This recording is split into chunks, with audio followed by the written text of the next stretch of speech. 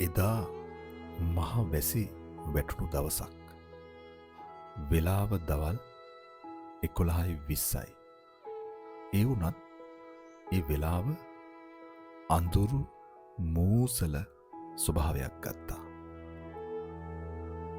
කම්මං දල්හං කින්ති කරෝමි. කර්මය දැඩි වූ කල මා කුමක් කරම්ද? මේක වෙළඳ සැලක්.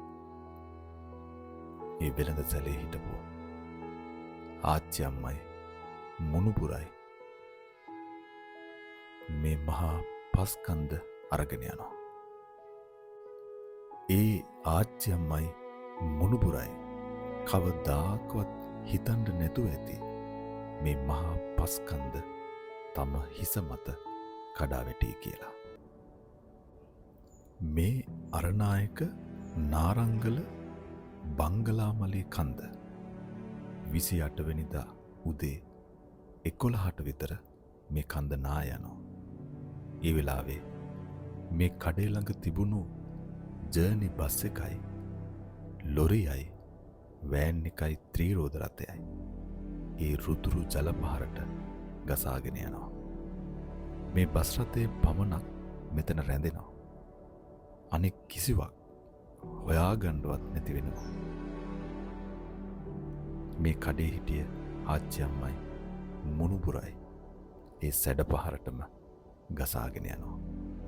කිලෝමීටර් 10ක් විතර ඈතින් ආච්චි අම්මගේ මල කඳ දින දෙකකට පස්සේ හම්බ වෙනවා. මේ කඳ උඩ තනින් තන ගෙවල් තියෙනවා. ඔවුන්ගේ වත්තු පිටි තියෙනවා. ඔවුන් කවදාකවත් මේ ගෙවල් දාලා යන්නේ නැහැ. මේ මත්තේ මැරෙනවා. අද මේ ගෝනට දිස්වෙන මේ පෙනෙන තෙක් මානය අවදානම් කලාපයක් බවට පත් වෙලා තියෙනවා. මේ වටේටම පේන්නේ සදාහරිත ගිරි දුර්ග වනාන්තර. මේ අය ජලය ගබඩා කරගෙන මහා නියගවලදී අපට අවශ්‍ය විදිහට ඒ පිරිසිදු ජලය බෙදලා දෙනවා.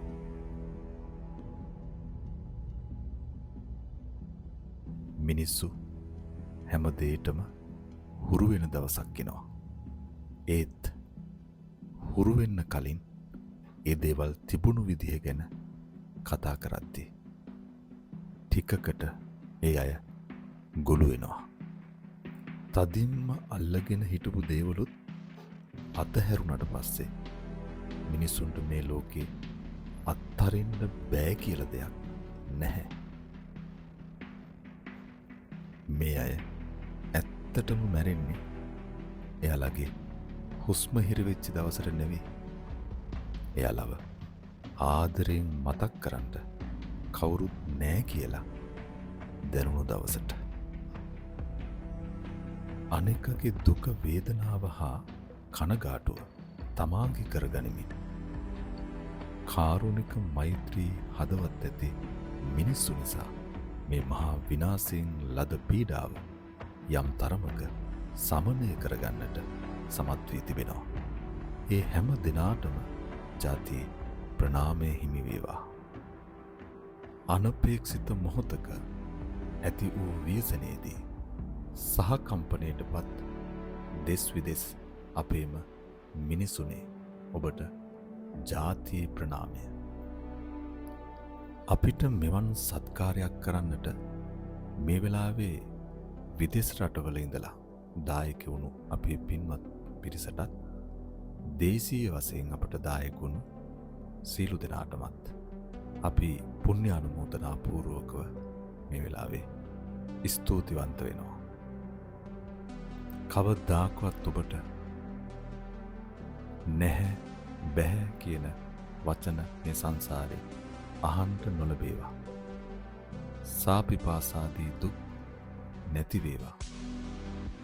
උපනුපන් හැම භවයකම ඔබට නොයෙක් සැප සම්පත් ලබන්නට මේ උතුම් පින්කම දාන පාරමිතාවක් බවට පත් වේවා කියලා අපි ප්‍රාර්ථනා කරමු.